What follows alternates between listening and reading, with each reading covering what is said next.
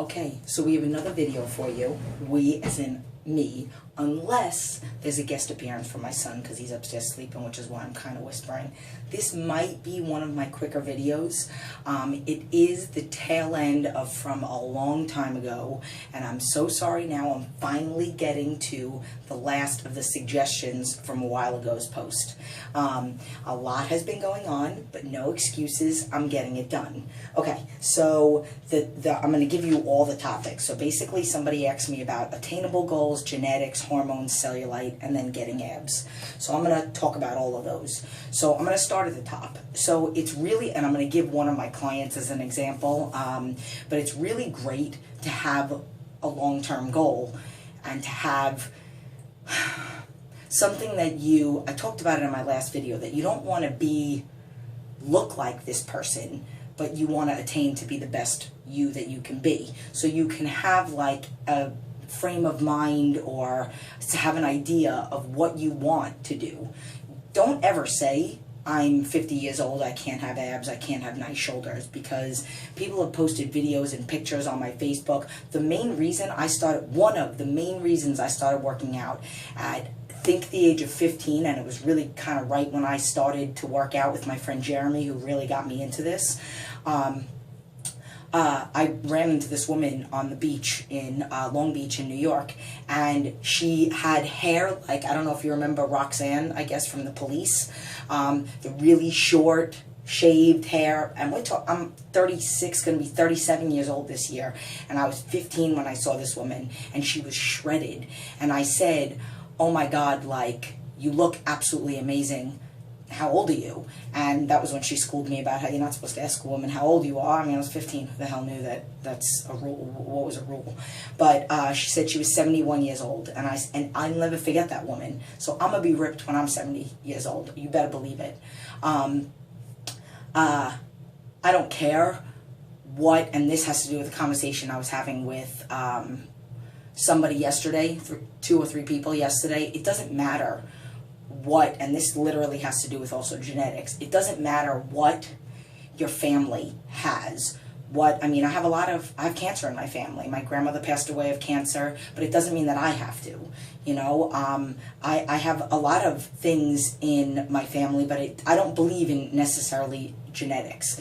I truly believe if you're in an unhealthy, if you have a husband and a wife and they are overweight, they are, considered unhealthy and at high risk, they could have a fit kid if that, like, let's just say if that kid, they didn't have that kid, or, they had that kid, but somebody else took care of them in a fit household. I bet you that child would not grow up overweight. I don't believe in genetics like that. What makes children overweight, which is, to me, beyond terrible, is where they're coming from, is what they're eating in that household and what they're seeing, and not being active and no movements and all that other stuff. So I don't believe that genetics is a factor, because, and I literally posted on my Facebook a picture of me that I got from misfitclothing.com, www.misfitclothing, and the shirt says F, and then there's like blurry K for FU, you know what, genetics, this is all me. Like, I made this. I don't have anybody in my family that has this. So this I don't believe in that whole genetic factor. I created this. I actually just did the calculations yesterday because I was scrolling through some of my pictures, and I noticed a while ago that I posted this and I added it up. The last time I had a cheat was when my son was born, and I don't even believe that, like, the seafood soup that I had from the Japanese restaurant and the couple of Tostitos really counts as a terrible cheat that I had, like, earlier in the day when we induced labor on 6/13/08, but today makes 2,075 days that I have not eaten anything bad. That is what creates this. That is what gets me to be able to, just like I posted on Facebook, and I'm not bragging, I'm just showing that, and this also has to do with goals, so I'm getting back to it. Yes, I have ADD, but I'm remembering.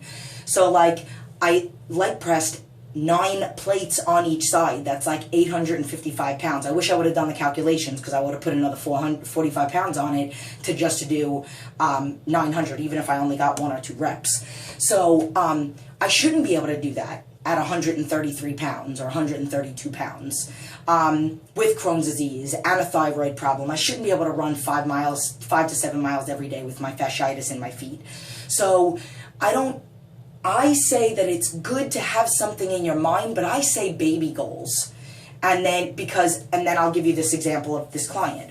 I have a client that lost over 109 pounds with me, but when she first joined my program, she didn't want to lose 100 pounds. She probably in the back of her mind said, I probably need to lose over 100 pounds, but she didn't want to do it that way. When she came to me, it was like, I just want to get moving.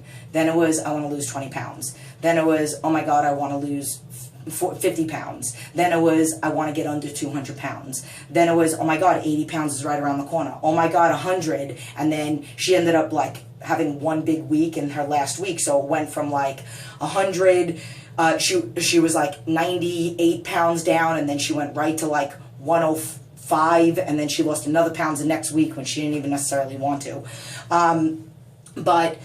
But that's what I mean. Like I say, just like I talked about in my other video, I say have small little attainable goals, and small, so that you're not totally overwhelmed also. And you're not, I posted this on Facebook also, you're not perfect. I mean, it was more towards haters, and I'll tell you what the quote is in a second, but you're not perfect and you're going to make mistakes. So if you sit there and you're like, okay, I want to be able to clean and press 135 pounds, but right now you're only doing it with like 80 pounds. Dude, don't do that. Just every week or every day or every time you try it, say, I'm going to go for a little bit more. I'm going to go for a bigger range of motion. I'm going to go for a couple higher reps, and then I'm going to raise the weight next week. That's what you want to do. And don't ever sell yourself short. Like, don't say, oh, I can't have a six-pack, because every single person on the face of this earth can have a six-pack. There's not one person that can't. It's a freaking muscle. We can all have it, and we can all make it show if we eat healthy. I'm not going to skip to that, but I will go back to, I already talked about the genetics, hormones. You're talking to somebody that has a hypothyroid. I don't believe that hormones are a factor. I believe that stress levels are. I believe that being organized, time management, sodium, I believe all those things are factors. I don't believe in medication. I believe that depression, people that suffer from depression, no, dude, I don't believe in pills. They tried to give me pills when I got out of the hospital. That would have done nothing for me. It was the week in therapy and then the months in therapy after, and all the homework that I did to get myself better. I'm the one that did the finding out of what was wrong with me. They are the ones that really honed in on finding out what the root of my problem was, which is why people develop depression and bulimia and all that other stuff. And that's what you have to find out, not a hormonal imbalance. No, it's a freaking problem that you have from childhood or from something that was created by something that happened to you, a traumatic experience. You know, like, I hate to bring this up, but like, maybe you are the way that you are because when you were little, you were sexually abused, or you were beaten up, or you were bullied in school. All of those. But I'm not a product of what I came from. It does not matter. I create my life, and I figured out what that was, and it's not my fault, and it's not your fault. So the hormone factors, cellulite.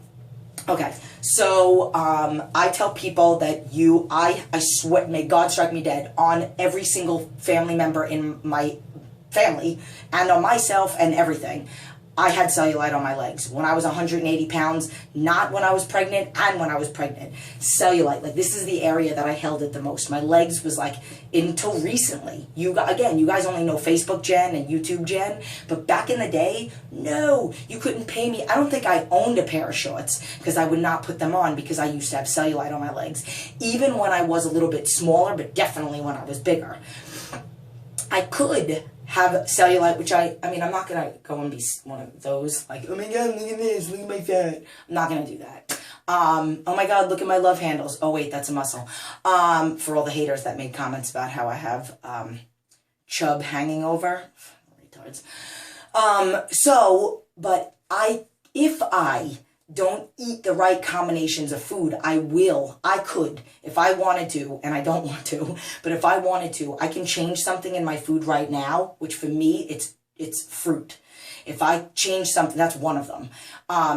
Fruit. If I was to substitute, and I've done this, and I think I might have talked about it in a video, but if I was to substitute my oatmeal for the same serving of carbs in fruit within 2 days, and I did it for 2 to 3 days, I would see cellulite on my legs. Same calories, same numbers, same everything.